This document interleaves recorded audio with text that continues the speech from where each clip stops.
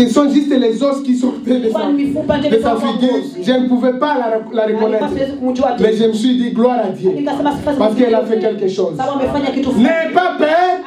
Même si tu es malade aujourd'hui, même si tu es en train de passer dans des situations difficiles, il y a des problèmes que tu es en train de passer aujourd'hui. N'aie pas peur.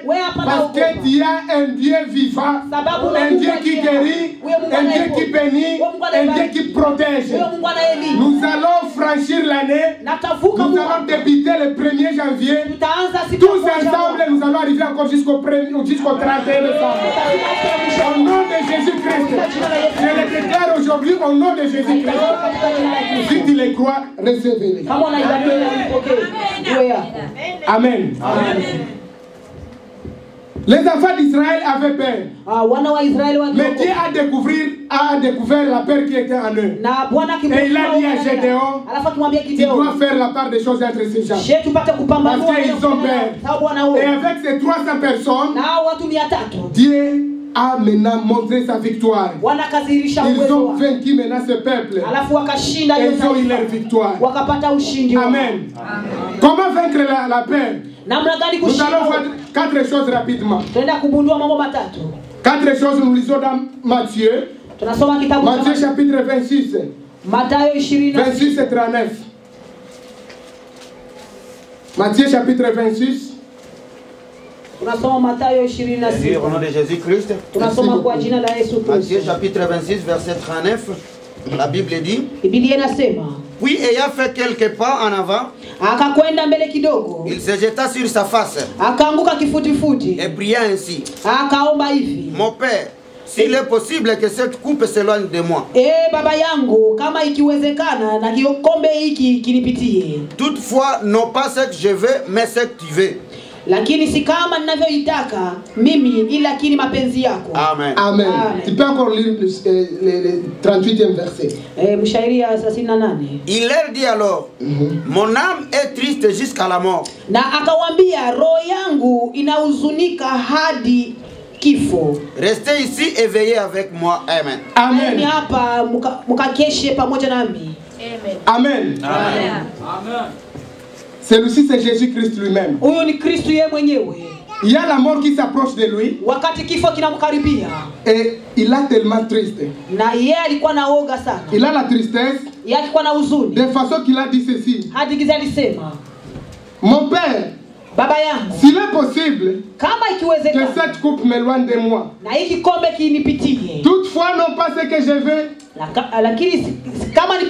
mais ce que tu veux. Dieu lui-même, comme Jésus-Christ, il a peur de la mort. Toi aussi tu peux avoir peur de la mort, n'est-ce pas?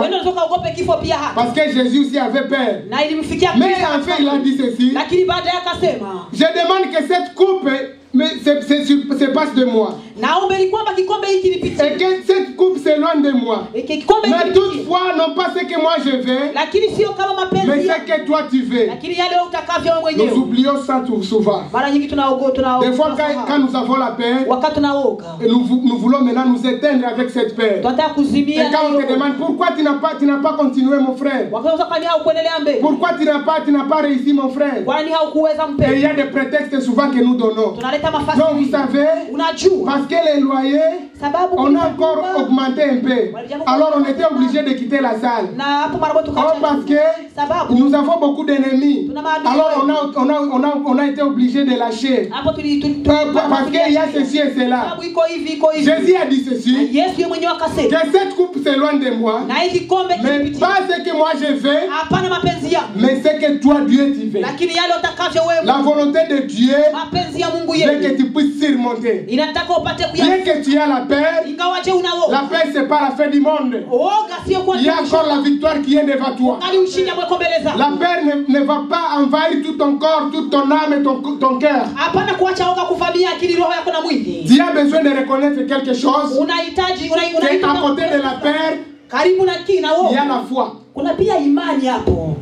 Tu peux dire amen. Amen. À côté de la paix, il y a la foi. Et c'est à toi de choisir.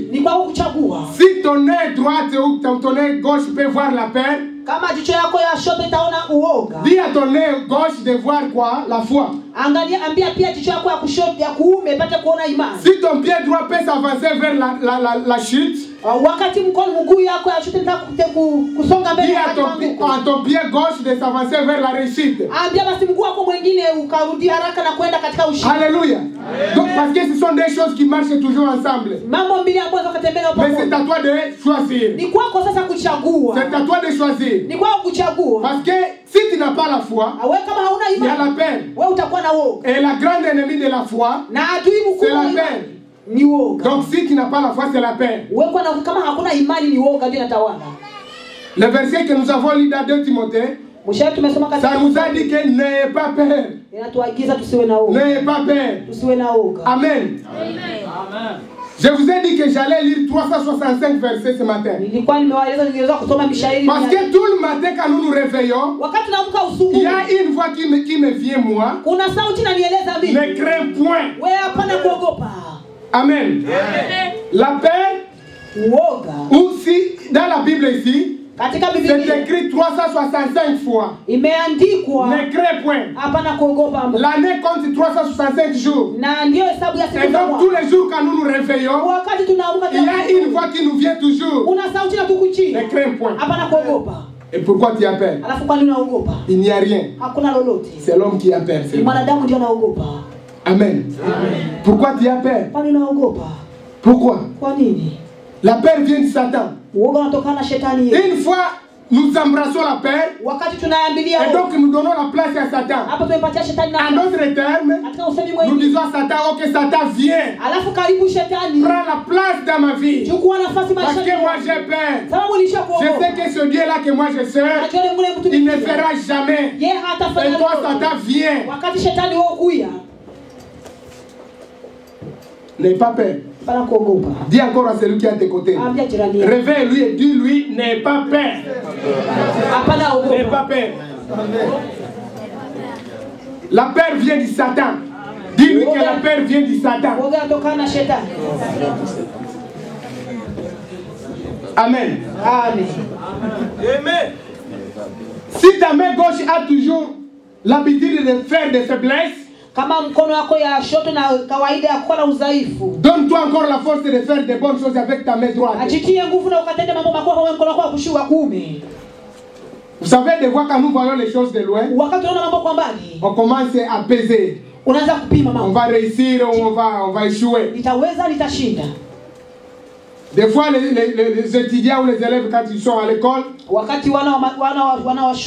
ils se posent autant de questions. Et ils se disent, est-ce qu'on va réussir, on va échouer. Hier, on a eu un grand témoignage ici.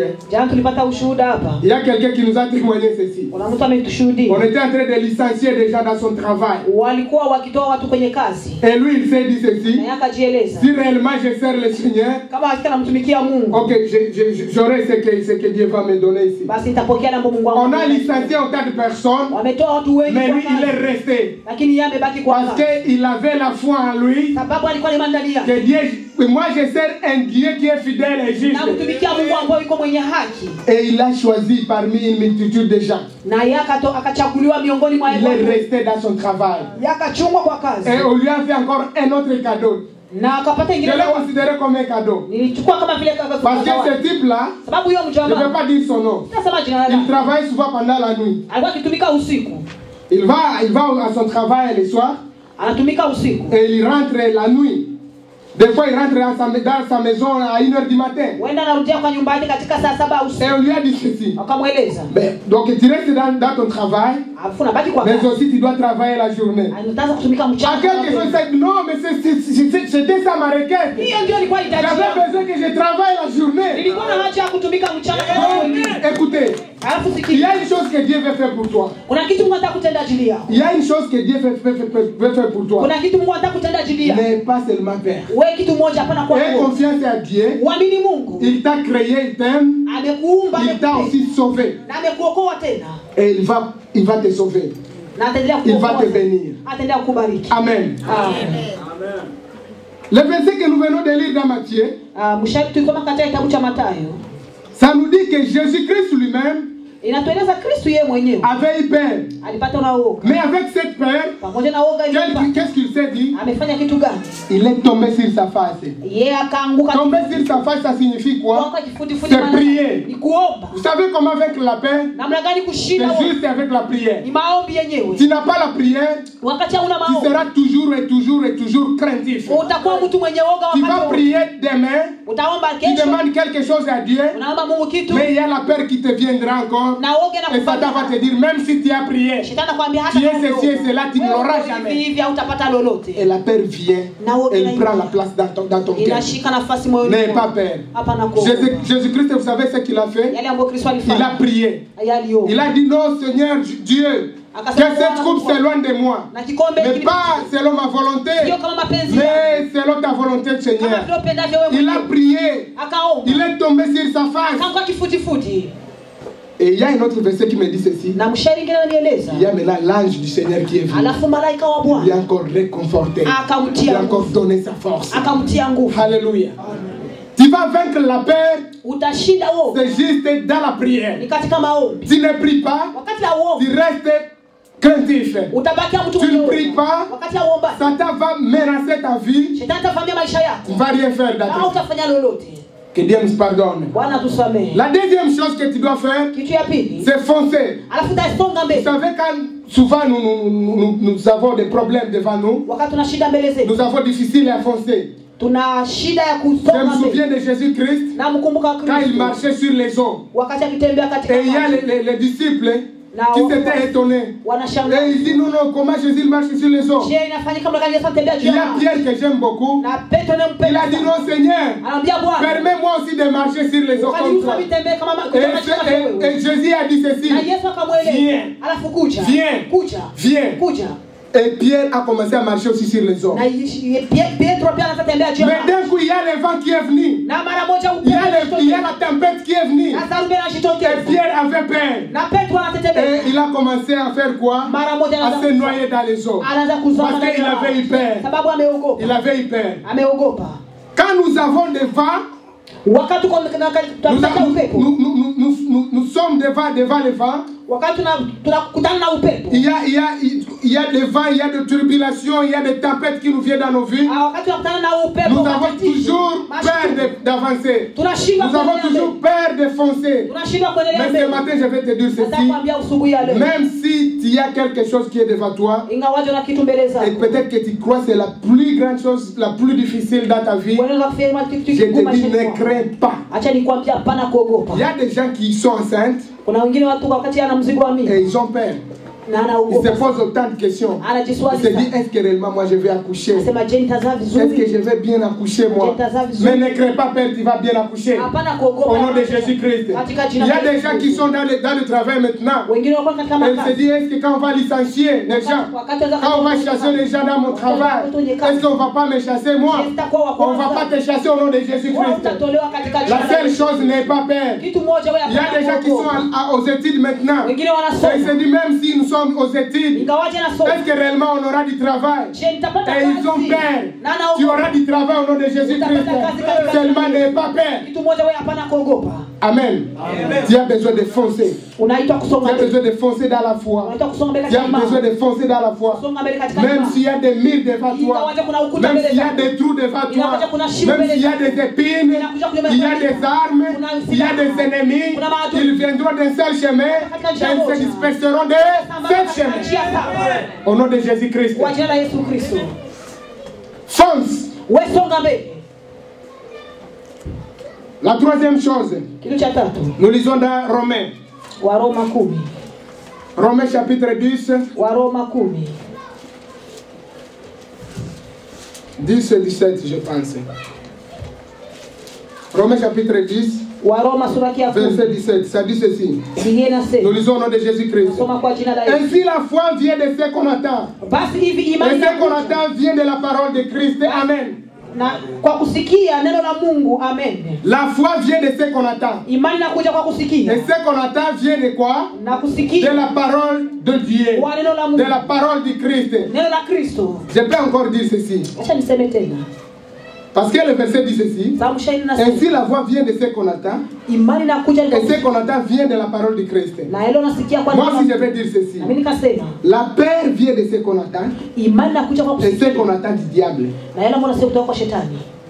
Une fois tu prêtes l'oreille au diable, il y a la peur qui te vient. Que tu le veuilles ou pas.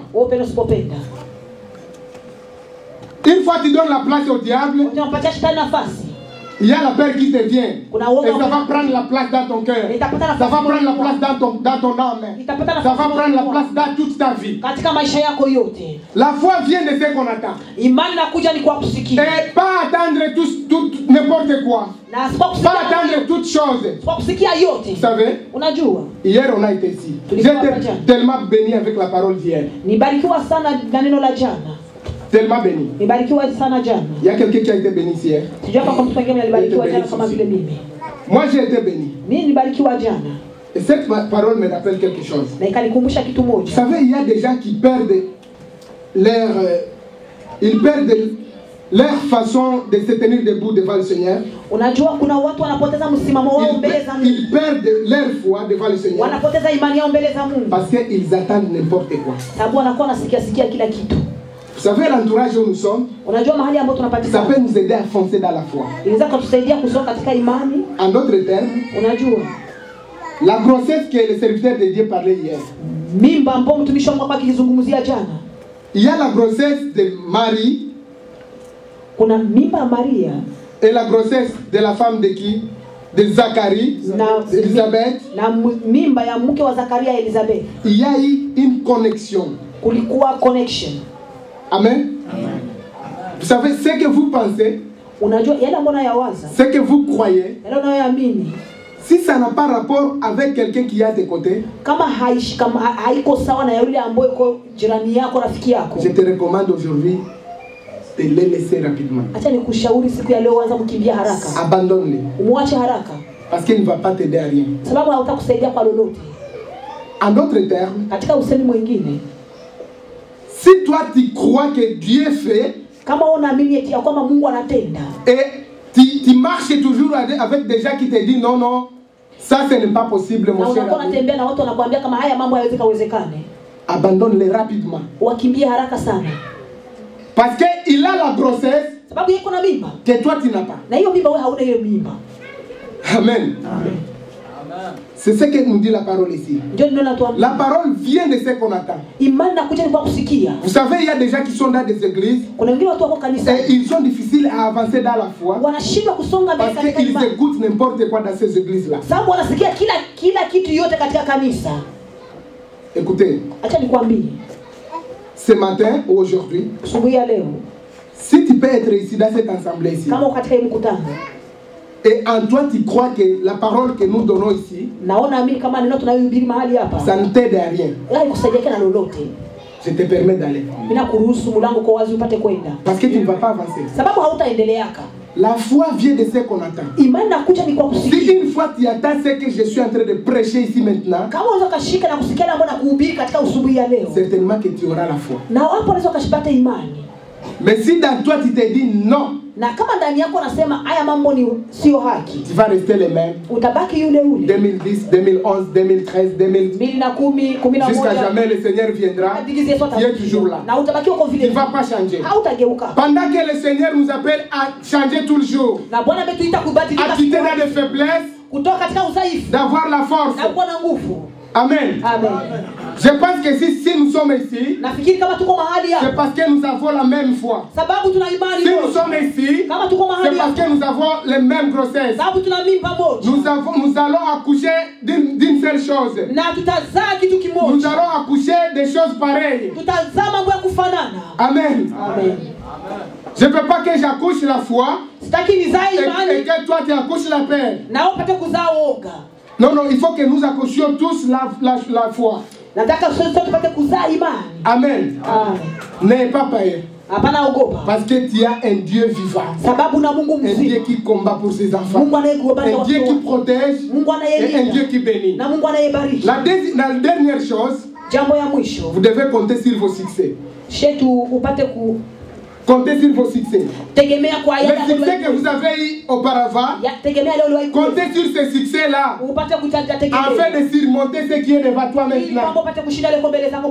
C'est ce que je vous ai dit auparavant ici. Ce que David a fait. Parce qu'il s'est souvenu de ce qu'il a.